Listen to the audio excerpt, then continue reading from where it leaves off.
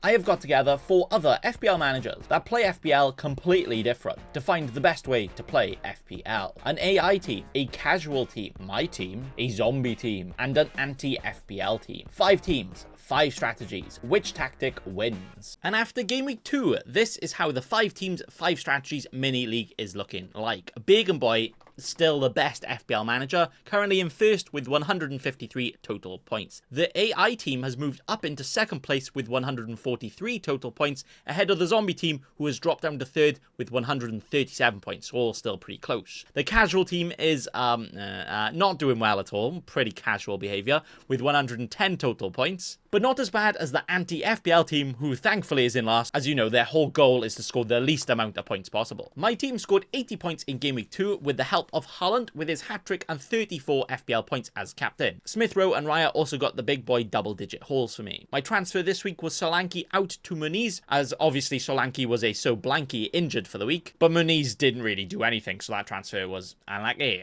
If you hate yourself and just want to hear me talk forever and talk about my FPL team, why? But if for whatever reason you do, you can do that by watching my team selection video, so do that after this one. Cheers. The FPL team that's made with massive help from FPL AIs actually outscored me this week with 81 points. They also had Haaland captain and double-digit hauls from Raya and Gibbs White. But it's actually the double Arsenal defence that helped them beat me this week, with them ignoring the fixtures and just going for statistically the best defence.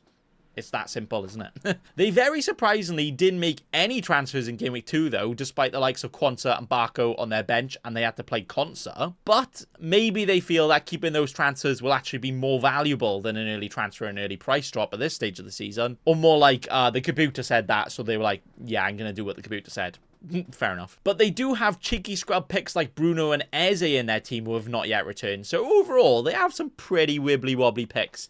So maybe they actually need to return to using their own brain instead of using the computer and pick players that actually score FPL points. I say this, they're probably still going to beat me. I like it. The zombie team is still keeping up with all of us right now, with this team obviously not making any transfers all season, so this is how it will be all season. The team right now, though, is being carried by the likes of Haaland captain, Raya, Saka and Porro, with the likes of Rice, Bailey, Kudus and Muniz yet to return. They're all good FPL options, but they just haven't got the points just yet, so maybe they'll be good throughout the season, but right now is not looking good, bruv. They've actually already got a player not even playing, with Castagne somehow yet to feature. I think most of us thought he would play this season, but at least he is last on this bench, so hopefully they wouldn't get there, but as soon as injuries and other suspensions and all that come around, then it will just be one giant unlucky. The casual team actually outscored me this week, so maybe I am the biggest cheeky scrub, but then you realise they took a -8 points hit with 3 transfers in just Game Week 2. Yeah, never mind, I'm not the cheeky scrub.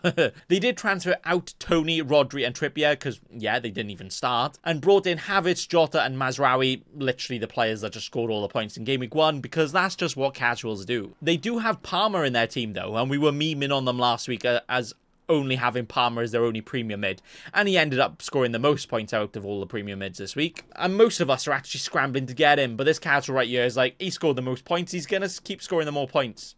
Okay, fair enough. But I am excited to see if this team is just going to take -8 points in every week, because they do still have some wibbly-wobbly picks in here, but I guess we'll just have to wait and see. And finally, the anti-FPL team, where the sole goal is to score the least amount of FPL points possible, but with the anti-FPL rules, you still need to spend that budget. And doing that right there has actually ended up being an absolute meh for this FPL team right here, where they've literally had a game week equivalent to a regular FPL team having a single-digit score.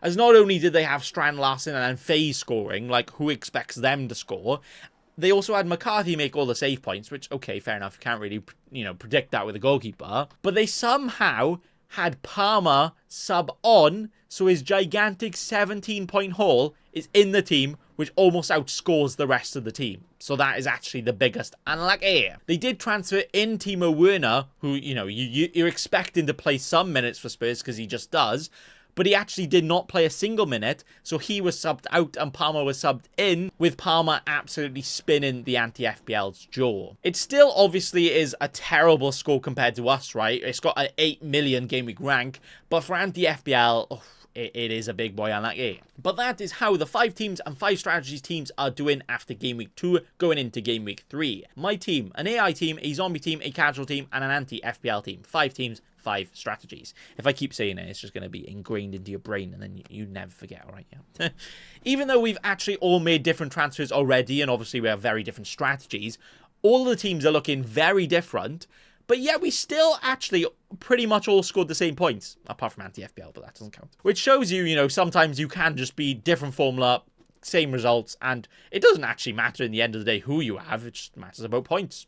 Who would have thought? I do feel like it will be myself and the AI team competing for the top 2 now, and the casual team will be hoping to just catch up with the zombie team, and as soon as the zombie team starts slacking, then that's going to get close to the anti-FPL team. But I guess you will have to keep on watching and find out. That's going to be all. Thanks for watching, and also remember...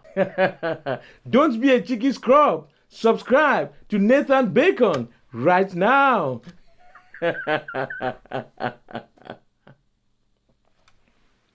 Don't let your memes be dreams.